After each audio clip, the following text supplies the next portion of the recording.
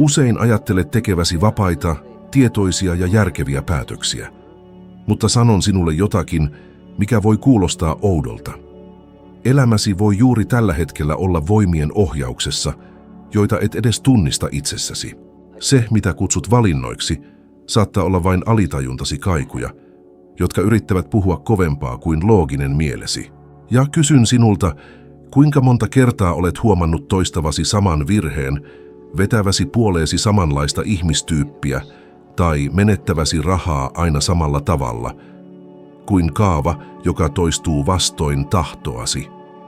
Nämä ovat alitajunnan kiireellisiä merkkejä, ja näytän sinulle nyt 4 sellaista, jotka voivat muuttaa elämäsi suunnan täysin.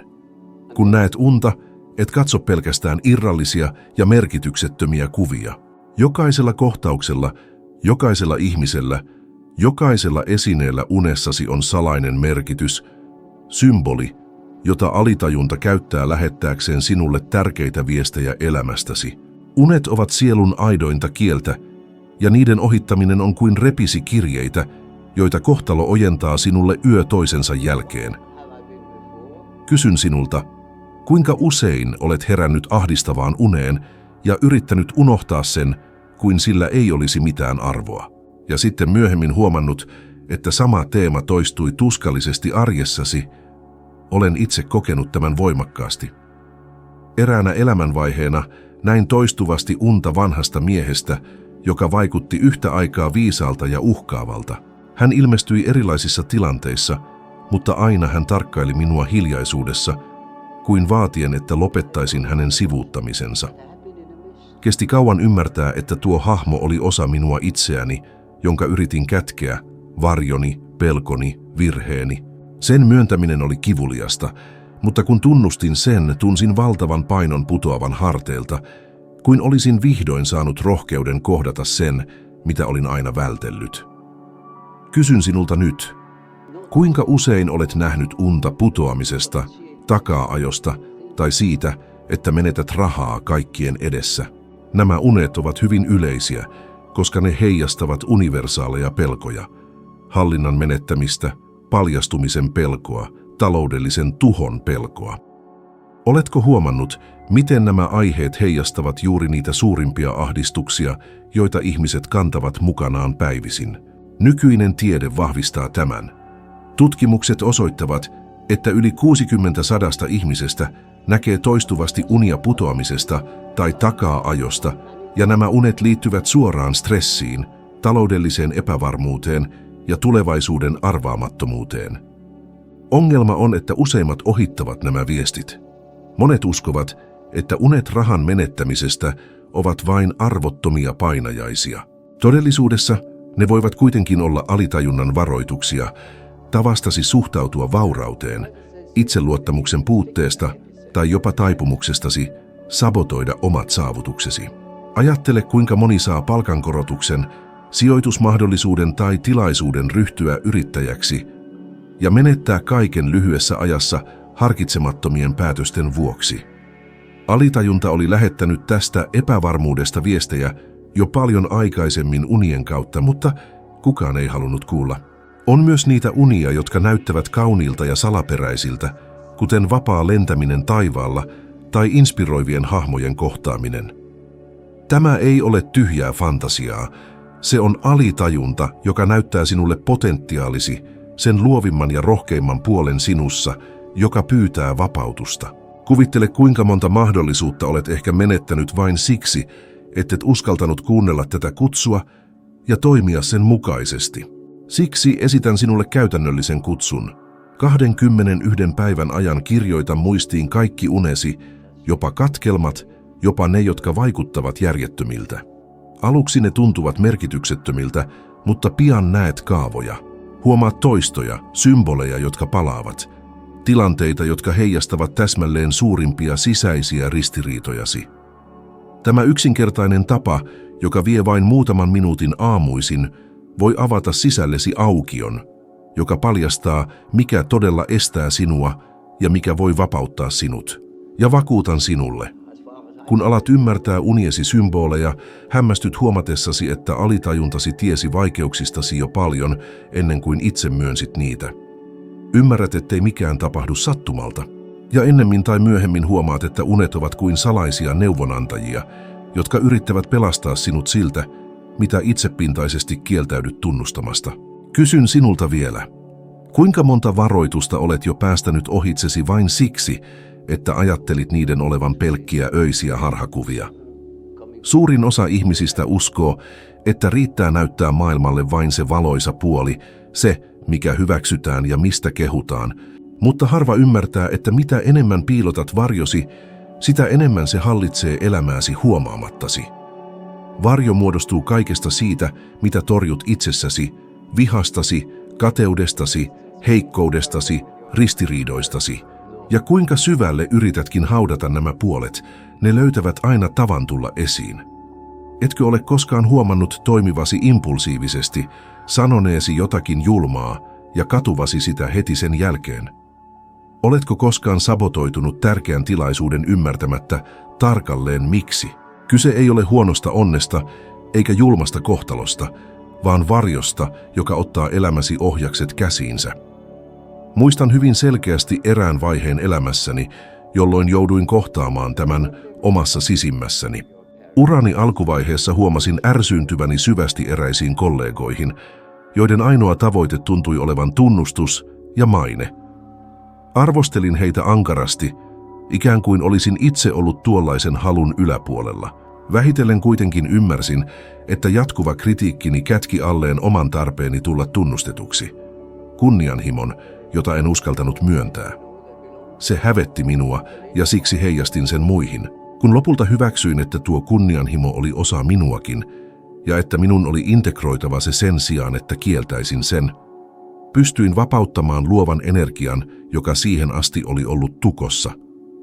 Entä sinä? Oletko huomannut, että juuri ne piirteet, jotka ärsyttävät sinua muissa kaikkein eniten, tuntuvat seuraavan sinua? Se ei tapahdu sattumalta. Se on alitajunta, joka näyttää varjosi muiden ihmisten kautta. Kun tunnet liioiteltua vihaa ylimielistä työkaveria kohtaan, on se usein merkki siitä, että myös sinussa on tunnistamaton ylimielisyys, jota on kohdattava. Jos sen sivuuttaa, sen voima elämässäsi vain kasvaa. Varjo paljastuu julmasti myös taloudellisissa asioissa. Kuinka moni ei kykene menestymään, koska syvällä sisimmässään uskoo, ettei ansaitse sitä? Kuinka moni menettää kaiken pian saavutuksen jälkeen, ikään kuin näkymätön voima vetäisi takaisin? Tuo voima on varjotoiminnassa. Syyllisyys, pelot ja perheeltä perityt mallit, jotka kätkeytyvät alitajuntaan ja sabotoivat jatkuvasti. Nykytutkimukset osoittavat, että yli 70 lottovoittajasta menettää koko omaisuutensa muutamassa vuodessa. Monet luulevat syynä olevan kurinalaisuuden puute, mutta hyvin usein kyseessä on alitajunta, joka pelkoineen ja piilevine uskomuksineen asettaa näkymättömiä rajoja vauraudelle. Katsotaanpa esimerkkiä Mike Tysonista.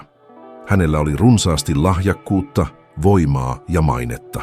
Mutta koska hän ei käsitellyt omaa varjoaan, vihaa, sisäistä väkivaltaa, lapsuuden parantumattomia haavoja, hän menetti lopulta kaiken, omaisuuden, kunnioituksen ja jopa vapautensa. Tämä on kivulias kuva siitä, miten käsittelemätön varjo voi tuhota kirkkaimmankin kohtalon. Siksi sanonkin sinulle, ensimmäinen askel ei ole taistella varjoasi vastaan, vaan hyväksyä se. Tunnustaa, että se on olemassa. Kysy itseltäsi, mitkä muiden käytökset ärsyttävät minua syvästi?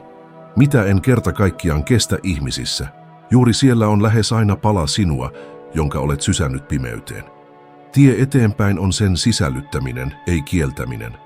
Kuvittele, mitä elämässäsi muuttuisi, jos sinulla olisi rohkeutta katsoa suoraan omia heikkouksiasi. Kuinka monta mahdollisuutta jäisi käyttämättä? Kuinka monta väärää päätöstä voisit välttää? Eikö juuri se voisi olla se puuttuva askel, jonka avulla voisit menestyä rauhassa ilman pelkoa siitä, että menetät kaiken milloin tahansa? Oletko kokenut hetken, jolloin ajattelit intensiivisesti jotakuta, jota et ollut nähnyt pitkään aikaan, ja yllättäen hän soitti sinulle tai ilmestyi kohdallesi samana päivänä? Tai avasit kirjan sattumanvaraiselta sivulta ja löysit juuri sieltä vastauksen kysymykseen, joka painoi mieltäsi? Monet kutsuvat tätä sattumaksi, Mutta minä olen oppinut näkemään sen paljon suurempana, synkronisiteettina. Tämä on nimi, jonka annoin näille salaperäisille yhteyksille sisällämme tapahtuvan ja ulkomaailmassa ilmenevän välillä. Kyse ei ole taikuudesta eikä halpahintaisesta taikauskosta. Kyse on tavasta, jolla alitajunta löytää keinon ilmaista itseään todellisuuden tapahtumien kautta. Muistan erään merkittävän hetken vastaanotollani. Potilas kertoi toistuvasta unesta, jossa esiintyi kultainen skarabee, muinainen uudelleensyntymän ja muutoksen symboli. Kun hän puhui, kuulin kevyttä koputusta ikkunasta. Käännyttyäni näin samanlaisen hyönteisen yrittävän tulla sisään huoneeseen. Ojensin sen potilaalle, ja vaikutus oli niin voimakas, että juuri sillä hetkellä hän ymmärsi, ettei voinut enää paeta niitä muutoksia, joita hänen psyykensä vaati. Se ei ollut tavallinen sattuma. Se oli alitajunnan konkreettinen ilmentymä, ikään kuin ulkoinen maailma olisi osallistunut hänen parantumiseensa. Mietin nyt, kuinka monta kertaa olet jättänyt huomioimatta tällaiset merkit. Kuinka monta kertaa elämääsi on ilmestynyt epätodennäköisiä tapahtumia, jotka osoittivat tien, joka olisi voinut muuttaa kaiken, mutta annoit niiden mennä ohitse, kutsuen niitä sattumaksi. Ja kysyn, oletko ehkä menettänyt arvokkaita mahdollisuuksia vain siksi, ettet kiinnittänyt huomiota? Moderni tiede on jo alkanut tutkia tätä ilmiötä. Uudet tutkimukset valikoivasta tarkkaavaisuudesta ja ajatusmalleista osoittavat, että kun keskitymme tiettyyn kysymykseen, mielemme suodattaa todellisuutta paljastaen meille tietoja ja yhteyksiä, jotka aiemmin jäivät huomaamatta. Se on kuin alitajunta toimisi yhdessä ympäristön kanssa tuodakseen esiin piilotettuja vastauksia. Ja vaikka monet haluavatkin vähätellä sitä pelkäksi tilastoksi, tällaisten tapahtumien aiheuttama tunnekuohu paljastaa, että kyseessä on jotakin paljon syvempää. Synkronisiteetti ilmenee usein kriisin hetkellä tai henkilökohtaisen muutoksen aikana. Oletko koskaan huomannut, että juuri silloin, kun olet aikeissa luopua unelmastasi, joku ilmestyy paikalle rohkaisevan sanan kanssa? Tai kun pelkäät menettäväsi kaiken, tapahtuu jotakin, mikä saa sinut arvioimaan arvosi uudelleen. Nämä hetket eivät ainoastaan johdata meitä eteenpäin, vaan ne myös koettelevat rohkeuttamme seurata sielumme kutsua. Kuinka moni onkaan sivuuttanut nämä merkit ja jäänyt kiinni työhön, jota he vihaavat, suhteeseen, joka tukahduttaa, tai loputtomaan köyhyyden ja velan kierteeseen. Ja kuinka moni muu taas, tunnistaessaan tällaisen merkittävän kohtaamisen, on muuttanut suuntaansa ja löytänyt hyvinvoinnin, rakkauden tai tarkoituksen. On kuin alitajunta yhdessä maailman kanssa kuiskaisi. Kiinnitä huomiota, tie kulkee tätä kautta. Kysyn sinulta, montako merkkiä olet jo vähätellyt, koska ne vaikuttivat liian epätodennäköisiltä? Kuinka monta kertaa olet kutsunut sattumaksi sen, mikä todellisuudessa oli koko elämä yrittämässä herättää sinut? Jokaisen ihmisen sisällä on kutsu, jota ei voi vaientaa, sisäinen ääni, joka kutsuu kohti jotakin suurempaa kuin ennalta arvattava arki ja mekaaninen elämä. Kutsuin sitä sankarin arkkityypiksi, ja se ilmenee meissä kaikissa.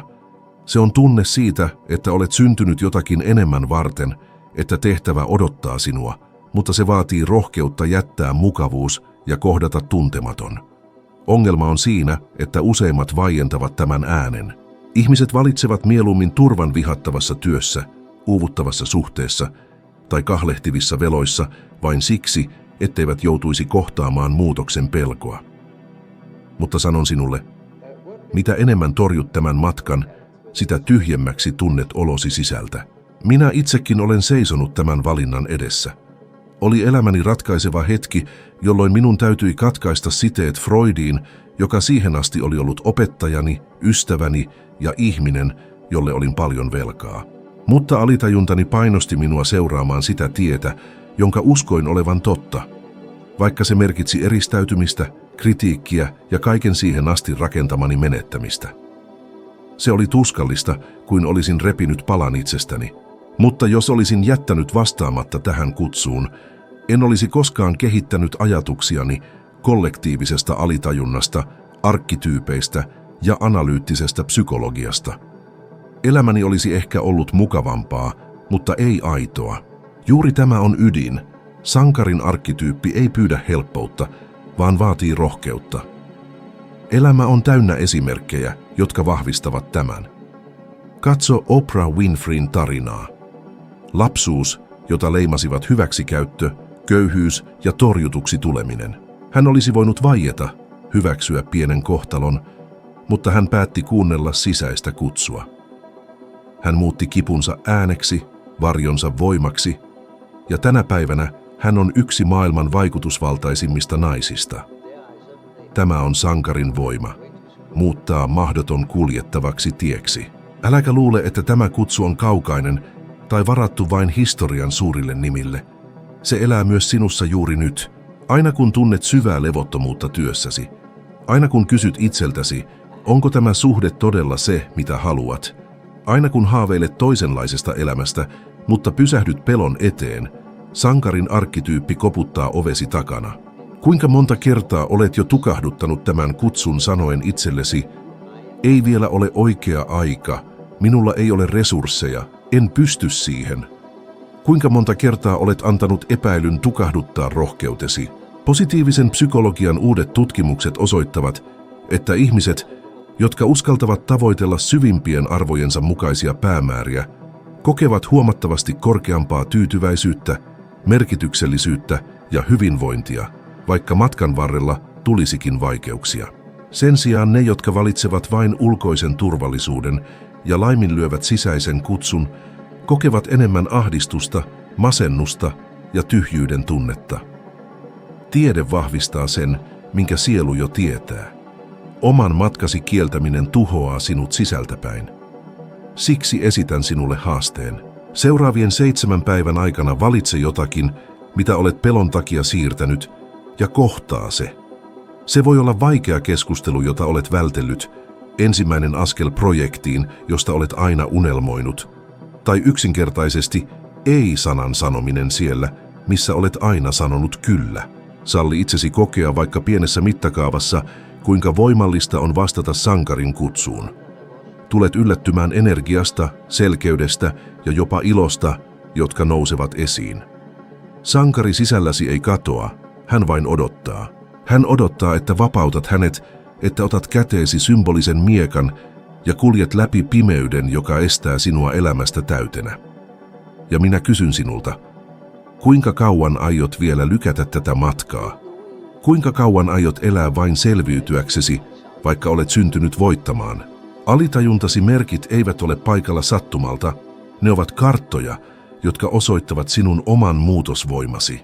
Jokainen uni, jokainen yhteensattuma, jokainen varjon impulssi on mahdollisuus tarttua elämäsi ohjaksiin ja kulkea eteenpäin tietoisesti.